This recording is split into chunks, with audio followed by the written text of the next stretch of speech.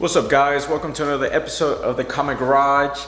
We actually on a new location. We upgraded houses. Look at it here, we got my boys Yamaha Volt. We got our motorcycle, the Vulcan S. We got this nice epoxy garage now. It's going crazy. I had so many projects. Fishing for the G35 and then this shit happened.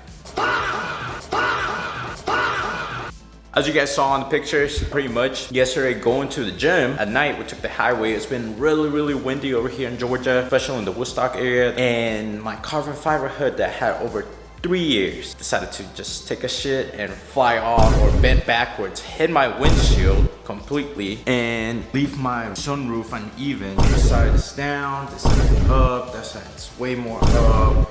So we gotta fix this. The other thing, carbon fiber hood is out. Fenders are trash. This literally went all the way back and hood hit the windshield. Thank God the windshield didn't crack. But our fenders are shit now. We gotta replace these two. Same thing over there. Let me gotta show you the carbon fiber hood. Carbon fiber is super lightweight and definitely super durable.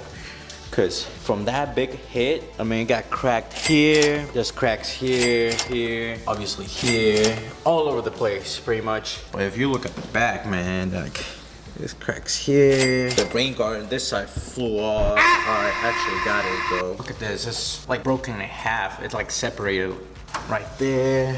This one's even worse. So I think fixing it is gonna be as costly as to getting a new one. So for right now, for the meantime, as you guys saw it, you know, the G35 still wrapped on that chrome blue. My project for this year was to rewrap the car. We did install some new things for the engine, prepping it for the supercharger, but you know, we're on a setback now. So what we're gonna do now is take out the fenders. I already contacted someone for a hood, an OEM hood, and the same thing for some fenders. We're gonna put OEM stuff back on it until we're able to get another carbon fiber hood. But in the meanwhile, I just want to show you guys what happened, how to remove the hood. It's pretty simple. You just remove the two nuts that hold the hood in place with the studs and the hood comes off. Now for the fenders, what you want to do is remove those 10 millimeters that are around here. This one's right here at 12. And once you have these out and this one right here, the fender moves a little bit.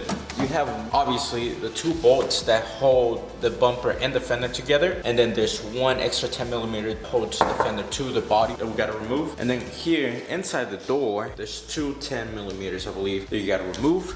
And then down here, there should be three 10 millimeter bolts that you have to remove. And you have to remove the side skirt. There's like 2-3 screws right here. You just move those down, pry this down, and you should be able to get to those. Let's just go ahead and do it. So the easiest way to remove the fenders, honestly, you just wanna remove the wheels. Now that we have the wheel out, we just gotta remove the fender liner, a couple screws. Let's go ahead and remove the bumper from the fender as well. And then there should be a 10 millimeter that holds the fender to the frame.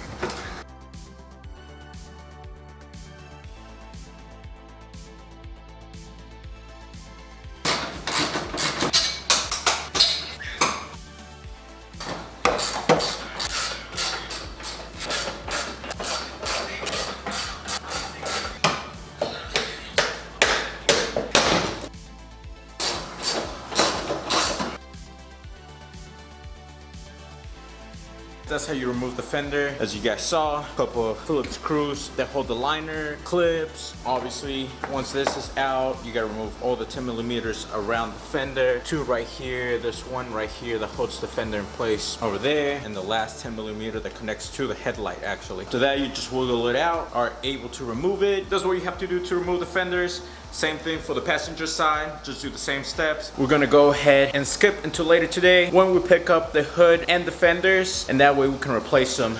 Okay boys, we're back. We went ahead an hour and like 15 minutes away to get the fenders. We got them both right here. And we also picked up some hinges for the hood because the ones we have are toasted. Let's go ahead and remove the hinges, install those first. For the hinges, you just have to remove these two, and I believe those should be 14s.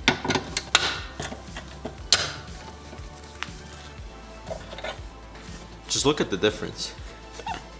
That's from the whole hood flying back and look, not closing to what it should be. There you go boys, we got these back on. See, Opens and closes, it's supposed to stop right there. Same thing over here, it works perfectly fine. Now we can move on and put the fenders on.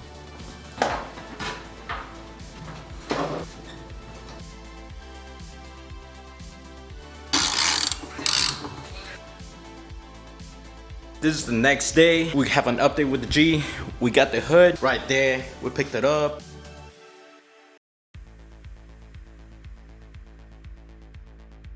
We're done with the fenders. Fitment's good. Lastly, we just gotta put the hood on and we should be good.